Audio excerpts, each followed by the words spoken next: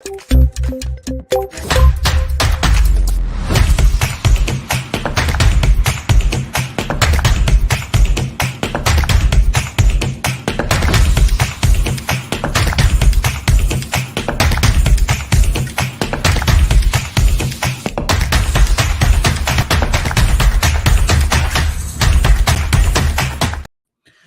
everyone. Welcome to today's show. And if you're joining for the first time, this is part of our industry series for which we meet every Tuesday at 5:30 p.m. Eastern, and we pick one topic related to one vendor or the solution that we review independently. So for today, we have a very interesting vendor. Last week, we reviewed not last week, I guess. We are not here for, 1 or 2 weeks.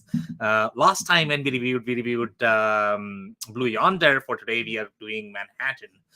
And they are slightly more into supply chain software as well as WMS category. So we are going to have a lot of fun discussing that. Before we do that, we are going to start with everybody's intros. I am going to start with my quick intro. If you don't know me, Sam Gupta, principal at Elevate IQ. Elevate IQ is the independent ERP and digital transformation consulting firm. On that note, I'm going to move to Dave for his intro. Thanks, Sam. Hey, everybody. My name is Dave Crysler, and I own an operations consulting business working with manufacturers and distribution businesses, helping them to operate with excellence. And excited to be here and be back here with you, Sam, for this conversation. So thanks for inviting me. Okay, amazing. Thank you so much for being here, Dave. And Dave, I'm actually going to provide quick overview. But before we do that, if you're in the audience and joining for the first time, make sure you guys post your questions and comments. We typically try to cover them during the show. If we run out of time, we'll make sure that you guys receive your answers. So Dave, since you were last time here, I guess you missed a couple of the shows. And I don't know if you have reviewed any sort of supply chain and the WMS category. They are slightly different from the ERP category. They have very different feature set, different roles, the way the architecture is going to be designed. So this is probably going to be interesting for you. I don't know if you have any comment before I start my briefing.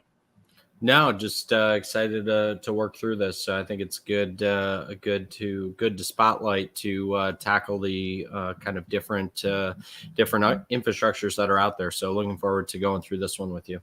Yeah. And in the supply chain software category, if you look at the overarching category, how they sort of evolved and where they are at this point of time. So there are 2 or 3 different layers that are typically going to be with any supply chain software, and that we discussed during the Blue Yonder discussion as well. So typically, one layer is going to be internal supply chain versus external supply chain. Okay, that's always the most important one. So internal supply chain, meaning 4 walls of your facility, that's what we are talking about. That's where your ERP systems are probably going to be slightly more meaningful.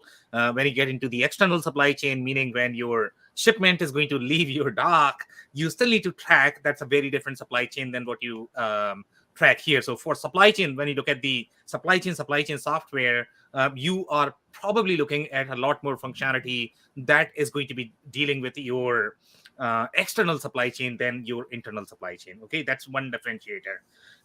The other differentiator in my mind is going to be the supply chain planning. And planning is a very, very, very different beast in general, the way the transactions are set up, the way the databases are set up. Okay, so planning is a different software. Okay, note that. It's not supposed to be ERP. Don't mix it.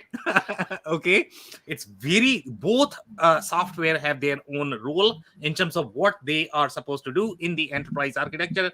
Please do not use ERP as the planning software and vice versa. They will not make sense. If you try to do that, you are going to overkill the software. Okay, so supply chain in general is very deep into planning. There are some ERP systems that try to pretend that they are really good at planning.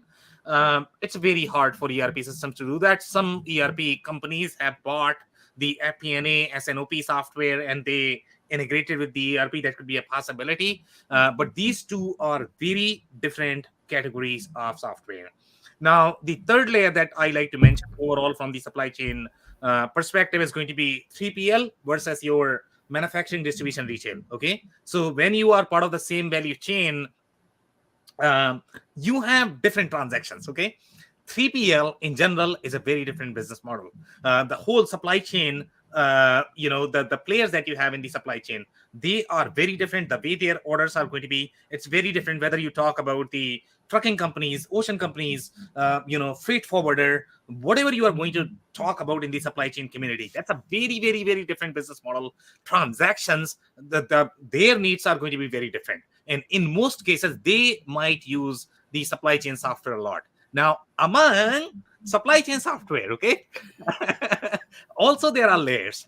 So some software categories are going to be really good at processing transactions. And when I say processing transactions, you guys are going to say, now you're confusing the hell out of me. Because typically processing the transaction would mean ERP, right? But here, when I say processing the transaction, I am talking about different supply chain software, okay? So this is going to be your WMS, TMS, OMS. They are responsible for processing your transaction, but at a different level, okay? So typically in retail distribution business, the kind of transactions you are going to have, especially for retail, and that's where your sort of POS comes in, right? These transactions may not go through ERP. ERP does not need to know them. Typically, ERP, the only thing ERP needs to know is going to be totals.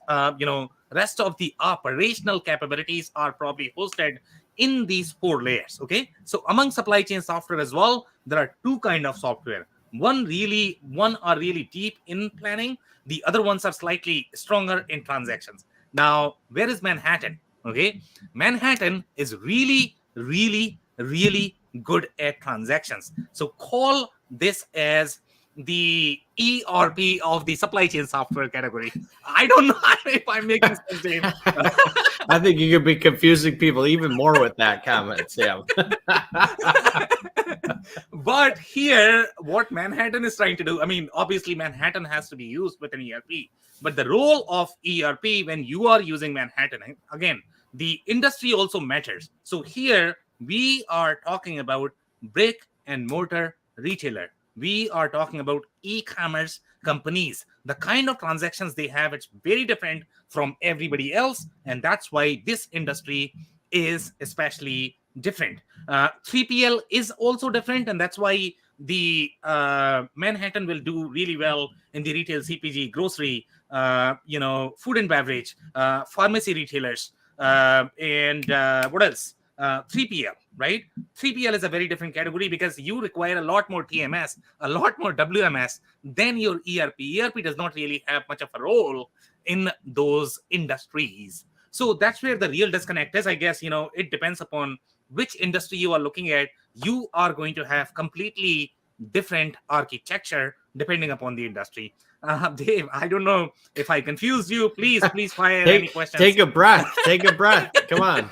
Trying. No, I mean, I think it is a great breakdown. I think, like many of these conversations, it highlights the complexity, and it's so interesting to talk to people that are in and around the space because, back to what you said, Sam, and I think that really anything that we talk about in and around this space, you need to define what a particular word means to somebody that you're talking to. Because, take supply chain, internal versus external, where some of these solutions fit into the complexity of that, whether we're talking about planning and at what level, or we're talking about, doing the actual transaction volume and how well can, a particular solution handle that. So I think is, beyond a great education for people and beyond a great breakdown, I think it's a good reminder that, a lot of terminology is used interchangeably and there are distinct meanings for things. So it's important to make sure that when you're in a conversation that you get down to what that other person means so that you're speaking the same language, because you can very quickly be talking about two completely different things and thinking that you're on the same page. And, that's how you go through a demo and get wowed sometimes by some of the functionality. And then, when it finally comes time to, do a project or an implementation, or you're already in one, you discover that maybe it isn't quite what you anticipated. So great breakdown there. Yeah, could not agree more. I think great comments there. So let's dive in, with the slides, unless you have any other comments.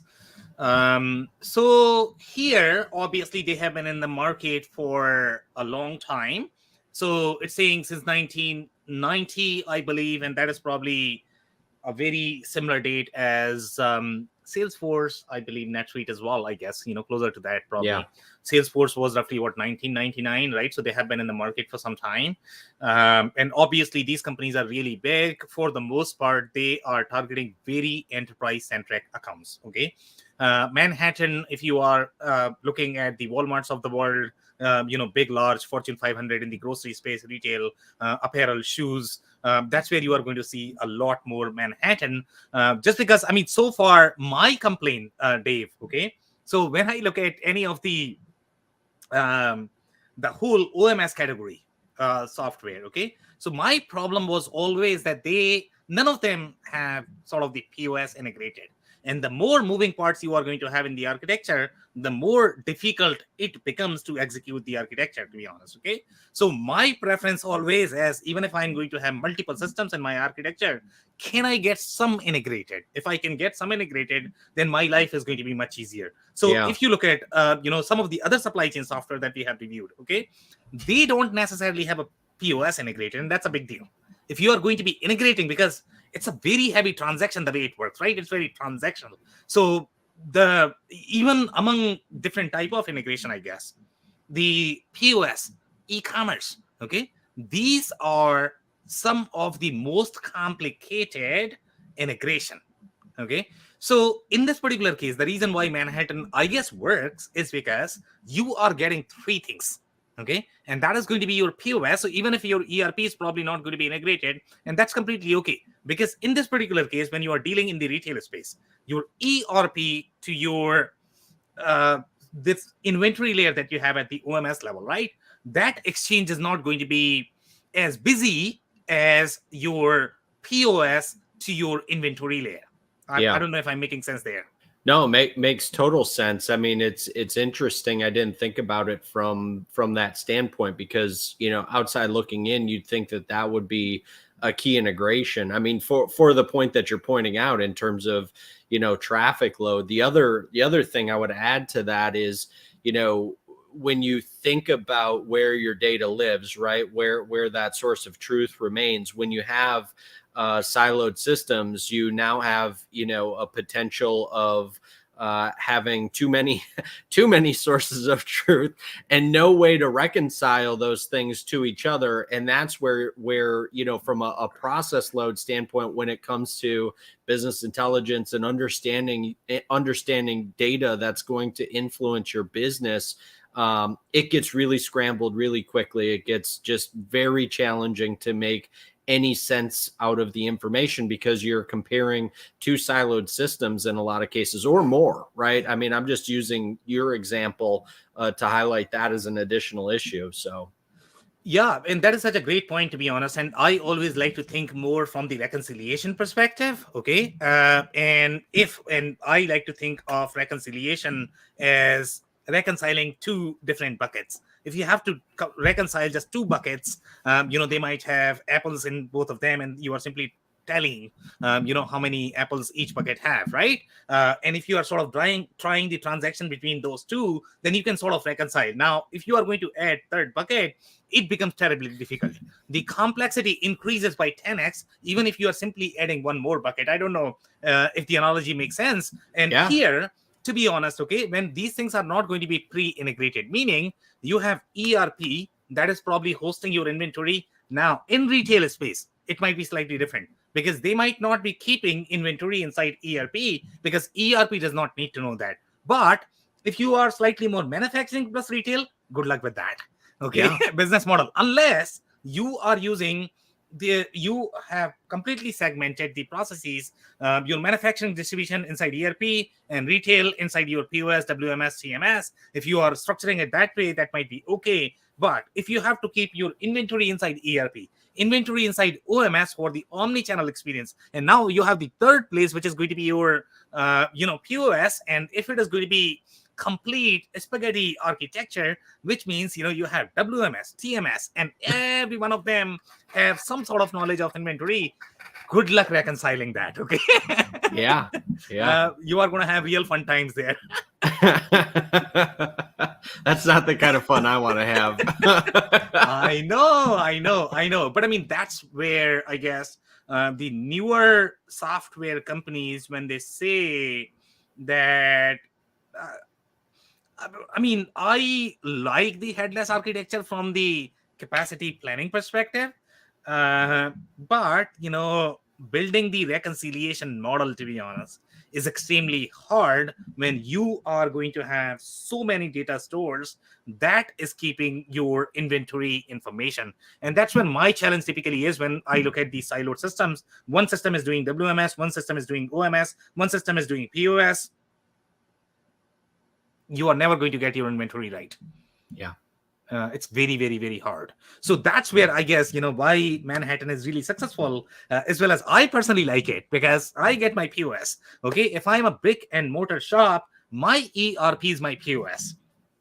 Okay. Because that's where you have the inventory. That's where you have the omni-channel experience. The ERP is not as relevant, to be honest. The POS, OMS, WMS, CMS, that acts as sort of the ERP layer, because that's doing your workflow, that's doing your commitment, the allocation, the inventory control. So I don't know where you draw the line, but obviously this is going to be far more meaningful across all of your channels. Yeah. Any more comments, Dave? Who knew complexity would be so much fun, right? Yeah, right. Exactly.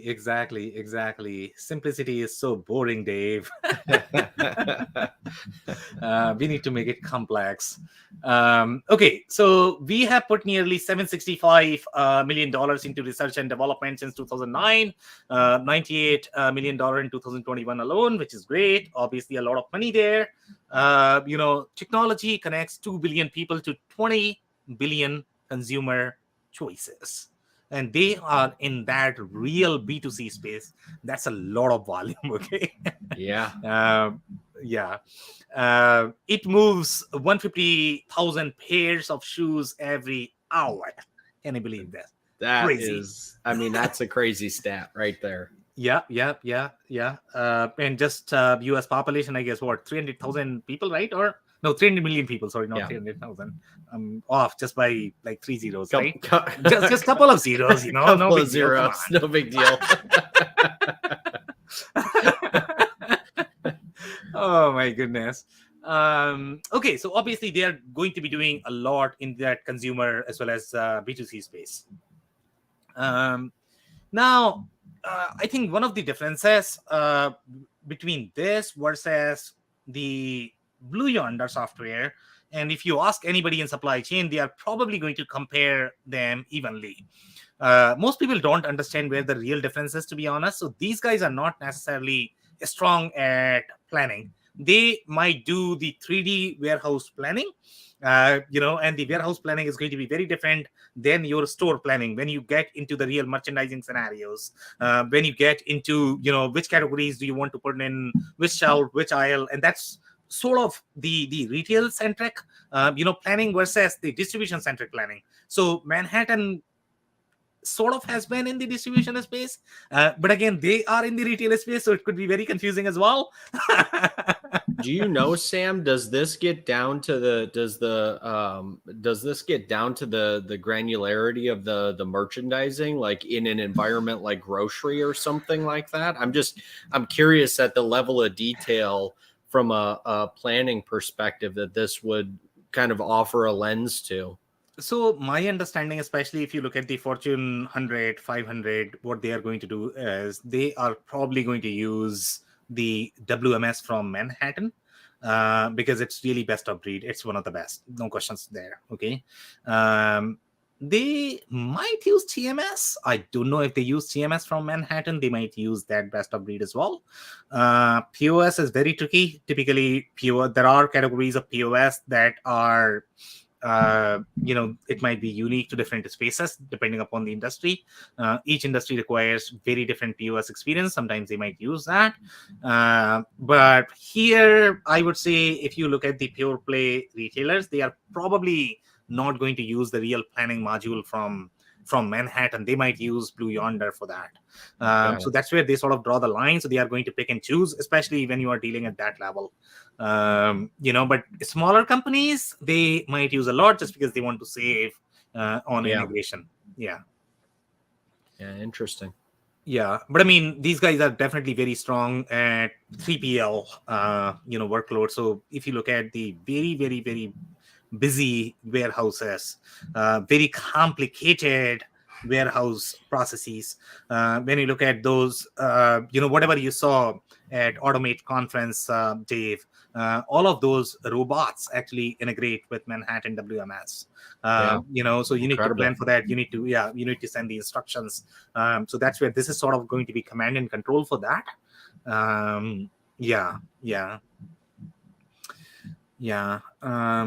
So let's look at it. And by the way, I mean, this is a public company, so we have a lot more information available. So it'll be fun to discuss, This is the reality.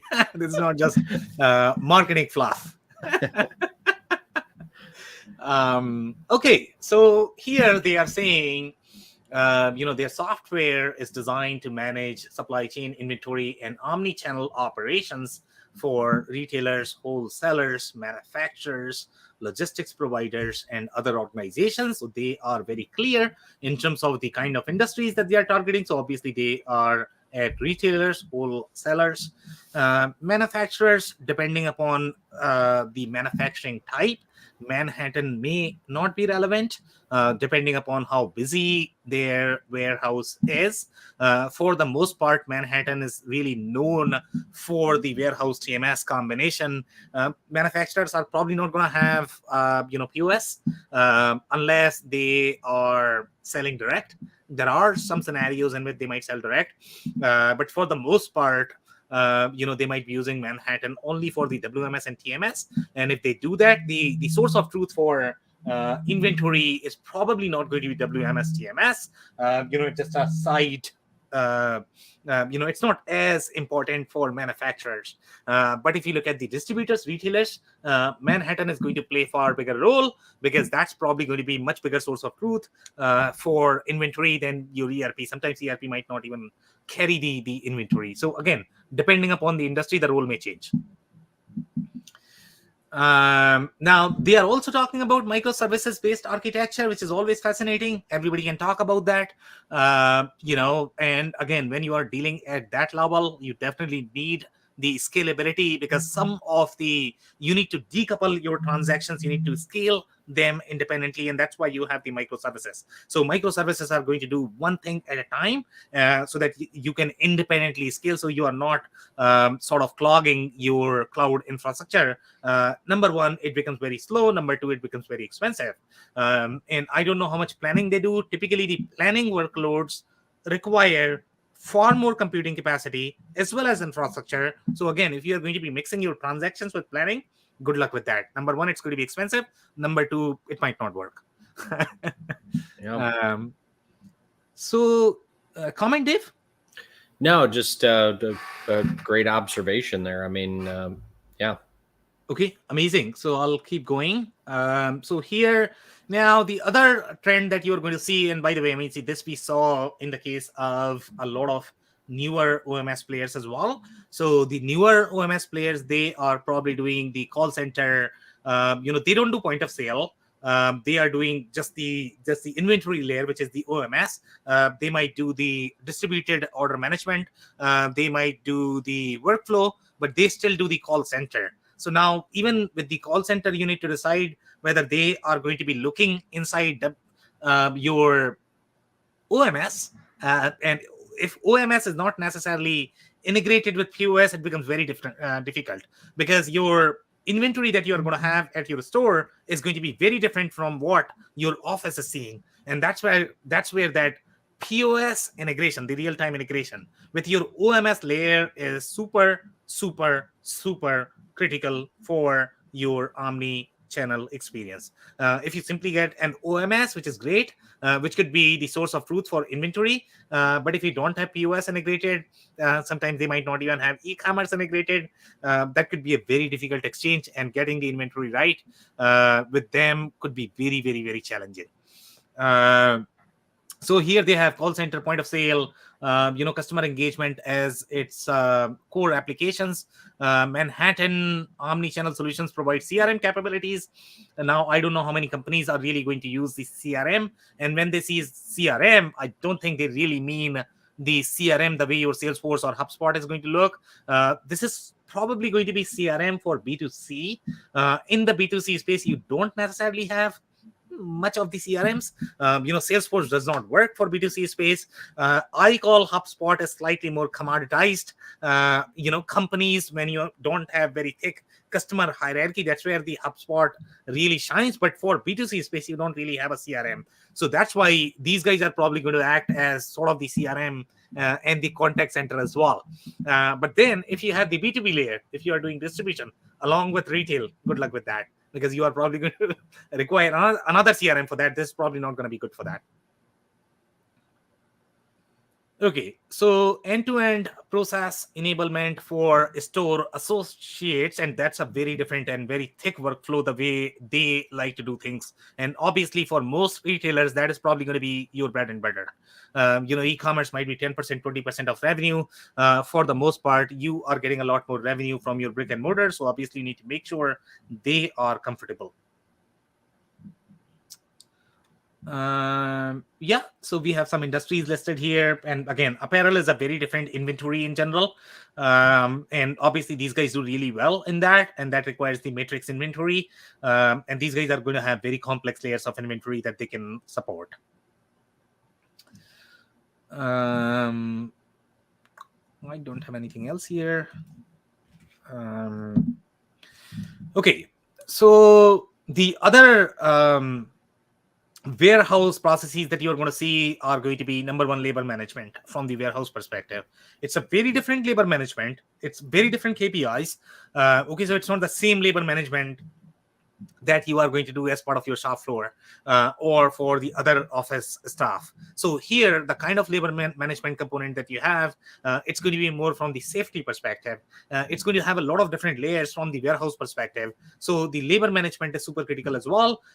For the most part, for the enterprise warehouse workload, companies like to manage their labor, especially warehouse labor, inside that, because they need to do scheduling, planning, picking, packing, shipping. And if they don't really understand the labor, it's very hard for them to do all of those things. So that's why the warehouse labor is going to be here. But when you are sending the cost, you can send to your ERP. So again, depending upon what exchange that you are trying to do and what architecture you are trying to build. But if you are going to be very, very, very heavy in warehouses where you are really particular about your picking, packing, shipping processes, then you definitely need to have your labor component here. Otherwise, it's going to be really hard to schedule. The slotting optimization capabilities, and again, now we are getting into real deep warehousing capabilities, and typically very savvy, sophisticated warehouses where you require very complex planning, especially if you are going to have any sort of ASRS or robots. You have to have these capabilities, otherwise robots are not going to work. They require location, they require item location correlation. That has to be right most of the time. If it is not right, then you'll be spending a lot more time fixing robots than actually getting value from robots.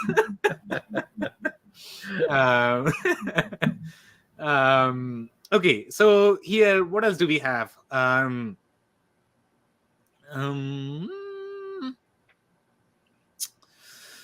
Okay, so one very interesting comment, which is TMS components include procurement and modeling tools to set up a successful network, along with planning, execution, and settlement tools to manage day-to-day transportation requirement. Now, I'll be slightly careful with the procurement term. Now, depending upon where procurement really lives, to be honest, for the most part, procurement is probably not going to be using this. There might be scenarios in which they might need to look into these systems, just because they might be requiring, okay, when am I PO getting delivered, and they need the date for that. Go ahead, Dave. No, I was just going to say that would have been my my takeaway on that. That it was probably more just on the inbound, just more on the inbound traffic flow than anything. Visibility into that in order to maybe schedule appropriately. That would seem to make the most sense.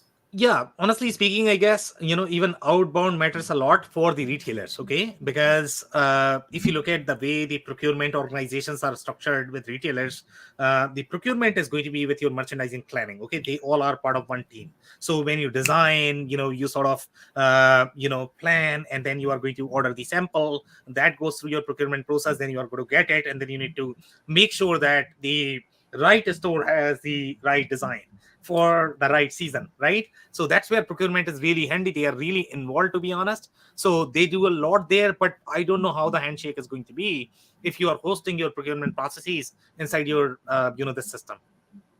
Yeah, no, that makes sense. I didn't think about it from that perspective. I was more so thinking about the consolidated warehouse scenario where the inbound, but what you said makes sense, especially in a retail environment where you're having to try to connect all of those, satellite locations, if you will, from that perspective, and then understanding what the impact is going to be on the procurement side. So again, just interesting functionality that you really only see in certain business models. But in again, going back to what we talked about, several times, understanding what business model you're in or trying to replicate and finding solutions that are already servicing those markets, because you can readily see, you can pick out a bunch of big name brands, that a solution like this would be a perfect fit for if they're not already, if they don't already have it implemented. So, yeah.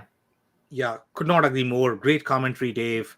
So let's keep going here. So here they are saying our TMS can also collect shippers with a network of planners, partners. That can increase shipping capacity on as needed basis, and these are the exceptions that you are getting from the entire supply chain, and based on that you are planning your capacity. Again, TMS gets really deep in general, and the whole TMS processes, that's really critical because there's a lot of money tied to that, to be honest. I mean, if you are going to be shipping a big containers, then you need to plan them well, otherwise you are probably going to stop your production.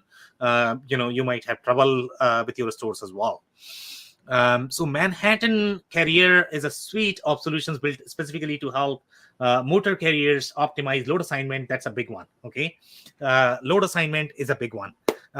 You need very, very, very thick processes, and as well as ability to plan depending upon how many different carriers that you are dealing with, how they are picking inside those load, and that's a very different process. So that's where your TMS gets really, really, really deep. And most of the TMS systems that are going to be with ERP, they are probably going to be really baby TMSs. So once you get to this point, then you are looking at very, very, very thick TMS, and you need specialized TMS, and that's where Manhattan is really, really deep. Minimize fuel cost, that's a big one. Any operations guy is probably going to be really excited about that. They really want to know that, to be honest. Okay. One caveat though, if you are going to be in the transportation space, the driver input throws off pretty much everything. Okay. The reason why transportation business is so complex is because when drivers are actually going to send their timesheets, it's very hard to get the mileage, very hard to get their timesheets. You can give them mobile phones, but they are never going to enter it accurately, and then you are going to get these reconciliations and variances always. So good luck with that business. Sam, I'm curious, have you had any experience with the electronic logs that are, and I don't know if that is now like a full-scale regulation on the electronic logs. I'm just curious, because what I'm really curious about is a solution like this to me would have some sort of integration available in that scenario to be able to capture that. I was just curious if you had any insight around that. Are you talking about more of the RFID chips on trucks, or some sort of GPS, emitter that is going to emit some sort of signal, when you start stop? Is that what you're referring to? Yeah, I thought that there were, the logs that the drivers had to keep. I thought there was a regulation change that was pushing towards a conversion from manual written logs to electronic logs. I'm not sure what the functionality is there in terms of technology. I was just curious, So that's a great point, and I don't know what in which context we are talking about, right? So if it is going to be mainly from the reporting perspective, then that's a different case, right? So if you are going to be 100 miles off, who cares? Because I don't know how much you are paying in taxes, right? So sometimes companies might not care for that. Now, if you are paying drivers based on their inputs, you could be in real trouble, because that's very expensive. Labor is very expensive, right? So some companies, we have seen companies trying the automated timesheet entry and automated reporting of when you start the truck. right. But in real life, it doesn't work as well, I guess. We have seen transportation companies maintaining like 200 people, and the only thing they do is call driver, find how much was the time. Okay, did you write 2 or did you write 3? Yeah. Interesting. Yeah. Okay. So I was just curious. Yeah, we are not there yet. That's my understanding. I don't know, maybe bigger companies are able to do that, but the time reporting is still very challenging in the transportation industry. And I think these guys have mentioned that manage driver hours of service and accommodate demand fluctuations. Now, I don't know if these guys are able to do RFID, to be honest, and if they are really able to locate and pinpoint where everybody is. Maybe they are able to do it. Maybe Manhattan is able to do that, but a smaller space, it's a big challenge. Yeah. Well, that's kind of why I was curious, because a solution of this size and complexity, you would think would have some integration there, and I've not seen that anywhere else on anything that we've looked at. So yeah, I was just curious. Yeah, and I don't know how you sort of define, okay, when they really started, from where, and how much mileage. It becomes tricky, I guess, to really find the real data that you need to run your payroll. So that's why they have that, to be honest. I don't. There are some challenges. There are real challenges. Yeah. So here, exactly. So they are talking about the cascading effect as well. But obviously, these signals are going to be great to understand what is happening in supply chain. But I don't know if you can simply feed these signals and go to my bank account, withdraw any money as much as you like, and I'm probably gonna be okay. It doesn't work that way right now.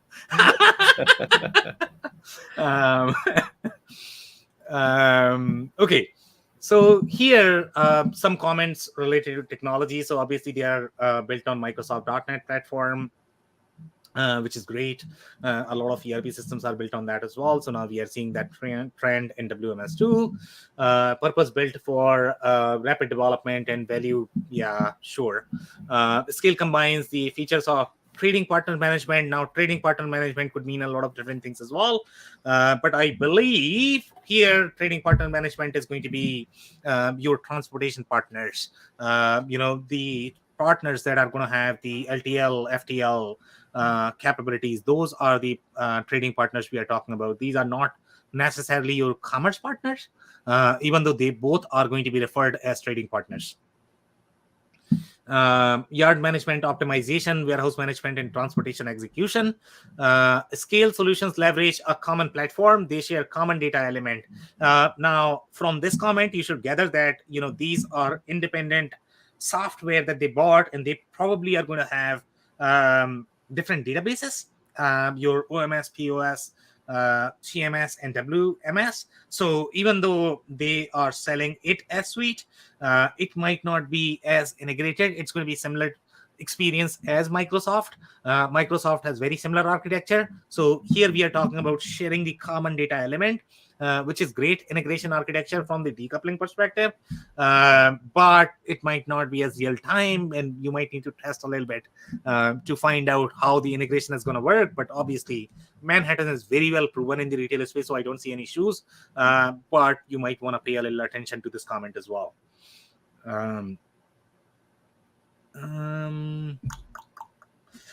What else do we have here? Okay, I don't see anything else that I need to cover. So I'll move to the next one.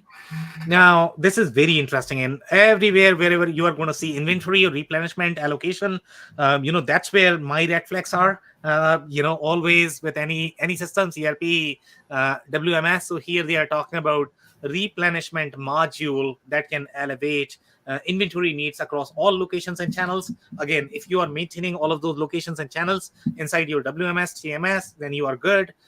If you are not, you could be in trouble. If you are maintaining at multiple places, your replenishment may not work. Your inventory is probably going to be off. So again, this is very tricky in terms of how you are designing your architecture, as well as how you are designing your reconciliation workflows. This module can even suggest transferring inventory between locations. Yes, you can do that. Again, if you are hosting and treating Manhattan is as your source of truth for inventory. For retail organizations, this is completely okay because you don't have another source of truth for inventory. But if you are going to be retail plus manufacturing, good luck with that. You could have real challenges there.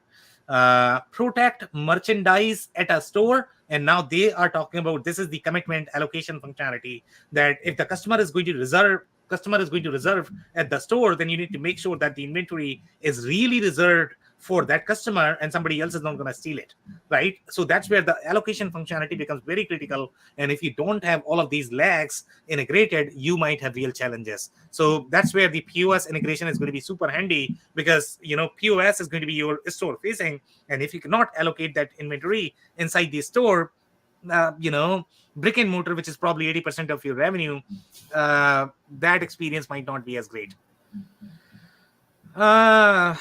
Manhattan's planning solutions provide merchants the tools they need to create channel, store, region specific assortments, which is very similar functionality as your Blue Yonder. I don't know if these guys are going to be as rich, to be honest.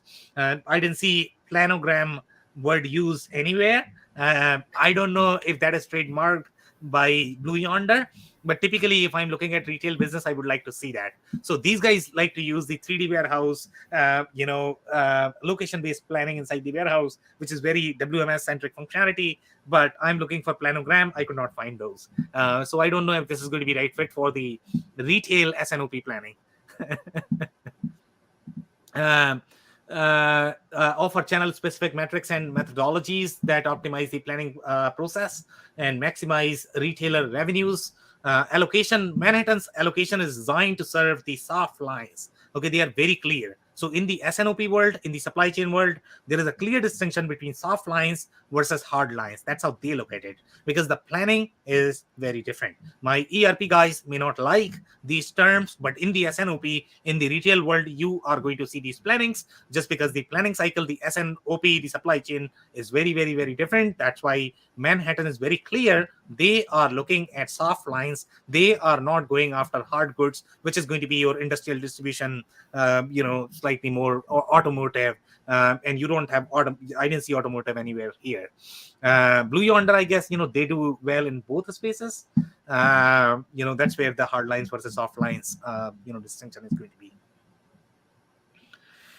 It provides inventory planning capabilities from first receipt in the distribution center through to the end of season for a given assortment.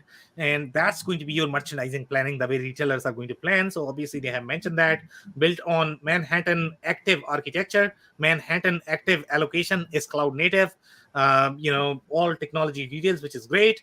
But allocation itself, this allocation layer that you are going to have for all of your retail channels, that's a big deal. Okay, that unified experience is a big deal.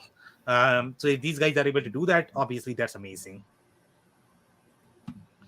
This is my interesting spot because this is where they have highlighted their competitors. And when you are a public company, you have to do it. You don't have a choice. So this is what I like. So they are claiming that, existing ERP vendors may have similar capabilities as us, and they won't let these guys in their deals. So obviously that's going to be a threat for these guys. So that's why they have to highlight this.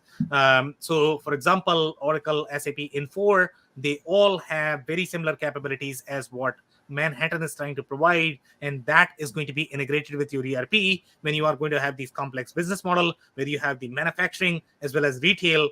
That's where those solutions can shine, because they are going to have far more capabilities integrated as part of one suite than Manhattan. Manhattan is going to be really good, just a retail distribution sort of business model. It might not be as great when you have manufacturing as well, with that. Now, they are also competing with supply chain execution and planning vendors, including Blue Yonder, which is Panasonic. Obviously, JDA was the old name. Then we have High Jump, which is Corvair now. And then, interestingly enough, they have highlighted SAS, which is SaaS. I don't know why they have there. I don't know if they have SNOP component. It was supposed to be more of the BI tool. That was my understanding. But maybe they got into SNOP space as well. And then obviously Sterling Commerce is a big one from IBM. That's more of a POS. So when we were looking at best of breed architecture, Dave, most companies would either use IBM POS or they are going to use Manhattan, depending upon which one they like. IBM is not going to have WMS, so they have to use Manhattan. So that's how sort of. But I mean, again, if you're going to have multiple vendors and the solutions involved, it could be a difficult architecture. Then they have the point of sale vendors. They have listed Oracle. I don't know if Oracle really has POS, to be honest. They have RMS, which is very similar to your OMS. It's not necessarily designed for POS. You might still require POS, but they might provide all the hooks that you need, but you still have to design, architect, as well as make sure that POS is going to be seamless to get that unified omnichannel experience. Comments? No. Let's keep rolling. Okay, perfect. Okay, obviously from the look and feel, if you look at it, this is great. It might not look any different from, let's say, if you look at Shopify POS, but obviously the backend capabilities and the integrations that you have, they are really designed for that enterprise workload. And sometimes it could be very confusing how Manhattan really differs from the other vendors we have in the market. Now, this is a great slide that I really like. To be honest, they have really segmented these capabilities in different areas, and this is the omnichannel customer experience. So we are talking about customer engagement, and that customer engagement is going to be super critical as well, because when you are dealing in the B2C space, customers are going to come back to you. They are going to have return, and if your return do not go through the same inventory layer, then your inventory is still going to be off. Okay, so that's very interesting as well. That's why the customer and customer service and the return RMA, all of those have to go through the same inventory layer that is keeping your allocations commitments the source of truth for the inventory. And that's why all of these layers need to be integrated, especially for the retail business. Yeah, that's where we often see problems arise, I'll say, exactly, as it relates to inventory. Yeah. There's what happens in the system through transactions, and having all of those pieces integrated obviously have an impact there. And then there is oftentimes what physically happens. So ensuring processes, shore up that gap is imperative in a business that's going to be as complex as something like this. Exactly. And with retail business, Dave, the inventory allocation is going to be based on season, color, size. If you have your wife and she's walking down to the store, she wants that green dress right now. Okay. And if somebody else gets it, then she's going to be so mad. Well, I'm hoping she waits till the end of the season. So. Right. You are probably going to be paying 50% extra. um, so retail business in general is very complex because obviously it's very consumer driven, right? So that's why all of these processes need to reside in one layer. So here we have the customer service return. So anything that touches your inventory needs to be part of that layer in retail. Distributed order management, that's why a lot of ERP folks might argue that, you know what, distributed order management must reside inside your ERP. Now, depending upon, ERP does not never had POS. That's the biggest challenge with most ERP. ERP systems are not really designed for the consumer-like customers. Okay, consumer-like customers meaning, most of the customer master or the ERP systems that you're going to see, they are probably going to have, the credit process as part of the customer creation, and they are really designed for B2B. Sure, there are some ERP systems that can they will argue that, you know what, I can support your individual customers, but integrating POS is very, very, very tricky in general. So that's where these systems really shine in the retail, because the kind of workload that you're going to have, ERP systems are not necessarily designed for that. So that's where these systems come in the retail world. Yeah, you bring up an interesting point, though. I mean, I know it's a problem that we've talked about and that you've seen before from a B2B business perspective too, though. When you start to lean heavy into e-com, you're most likely dealing with consumers who are used to having a B2C experience like this. And so from a system architecture perspective and a process standpoint, you really have some complexities to navigate to be able to answer that question. And the larger the business you have in the B2B space, the more challenge you have, because you've got, you have more architecture to deal with and more transactions. You have more of everything.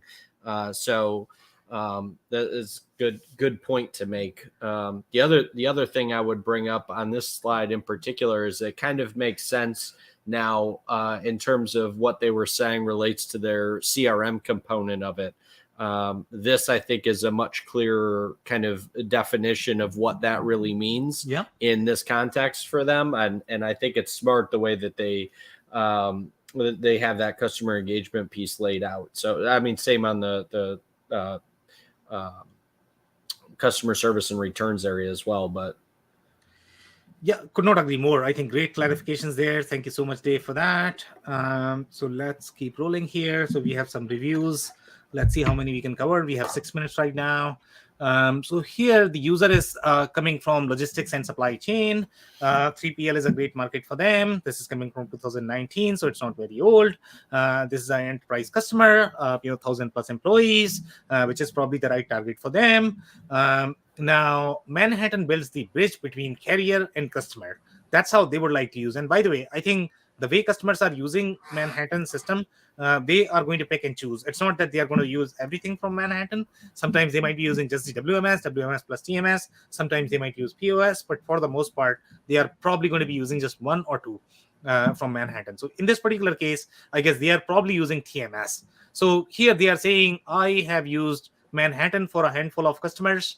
And we have a whole, what is this? Gel Hells, and then Blue Buffalo, T Marzetti, and GNC. These are different customers. I'm not familiar with them. I don't know, Dave, if you're familiar. Not the first one. The second one is pet food manufacturer. The third one is CPG. Really, the last two are, CPGs. Yeah, GNC is definitely CPG. Yeah. So they are by far one of the easiest integrated TMS systems. So as I mentioned, these guys are probably using it for TMS. We have recently moved to EDI, and the flow of information has been seamless and happens in real time. Once something is updated in one system, it updates both ends, cutting down on redundant communication. Some more commentary here. It would be nice if there's a way to see any changes that happen by either carrier or customer and be able to add accessories or accessorials. Accessorials. That's a tough one, right? Even for me. I know. Into rates to cross reference on the backend. This is very interesting comment. And I think this is going to be to manage any of the surcharges that carriers are going to put. Managing that is a pain. Yeah. This by far is one of the most user-friendly TMS. So obviously they like TMS. Now, this is also transportation, trucking, railroad. So this is also from that 51 to 1,000 employees. You can post loads available and also pick loads up. You don't have to come back empty. And that's a big deal, guys. Okay. So in transportation business, coming back empty is a huge cost. Okay. Rental empty, vehicles that you have, if they are sitting in your yard, that's probably a lot of money, for transportation companies. So these are the hotspots, for transportation companies, and that's why they like it, because they can track all of this. They can plan all of this. Okay, I don't have anything else here. So this is the warehousing, 51 to 1,000 employees, 2021. I dislike how small everything seems. Okay, some complain, not as meaningful. We use it to set up appointments, build trucks, maintain a graphical yard, and that's a big deal. Trailer activity on and off your yard. In general, yard management is big. If you have to plan, you have to really know what is happening inside the yard. So they have all of that, and that's typically part of your deep warehouse capabilities, and they have all of that. 2 minutes right now. Verified user in automotive. So we'll do this one, and then Dave, I don't know how much time do you need for comments. Not too long. Okay, so let's do this, and then we'll open up. Okay, so 2019 warehouse Manhattan. I use is the labor management service within Manhattan WM. This has helped increase productivity throughout my shift. We are using just the labor management component, and that's big one. Always with the WMS systems. So I don't know. I think that's pretty good. We have 2 minutes saved. So yeah, whatever comments that you have based on your assessment.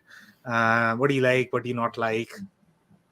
Well, there's definitely a lot of feature set and functionality with it. I mean, again, I think for anybody that is in the market for really any system, but is specifically considering this system, it goes without saying in terms of, ensuring what your business model is today, or what you're aiming for it to be in the future. When you're aligning with some of these things, because as with every system, I think that we have reviewed, where it is super powerful in certain aspects, it may be lacking in others. So having a good understanding, and again, I'll give a plug for us independent folks, but really having some perspective in terms of, what is your architecture like today? What is your business model? How do your processes align with what you're trying to do? And then start to look at the feature set and the functionality of any of the technology that's out there. Because if you can't answer those few questions on the front end, you're really doing yourself a disservice by looking at something as complex as this. I go back to what you first started out with in terms of just the definition of internal versus external supply chain, and breaking all of that down. We don't know what we don't know.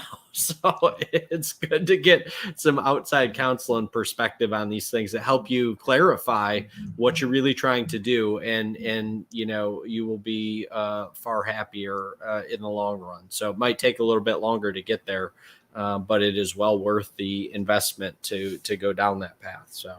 Yeah, I mean, that's a 360-degree close, my man. Hey, I mean, sorry. Good job there.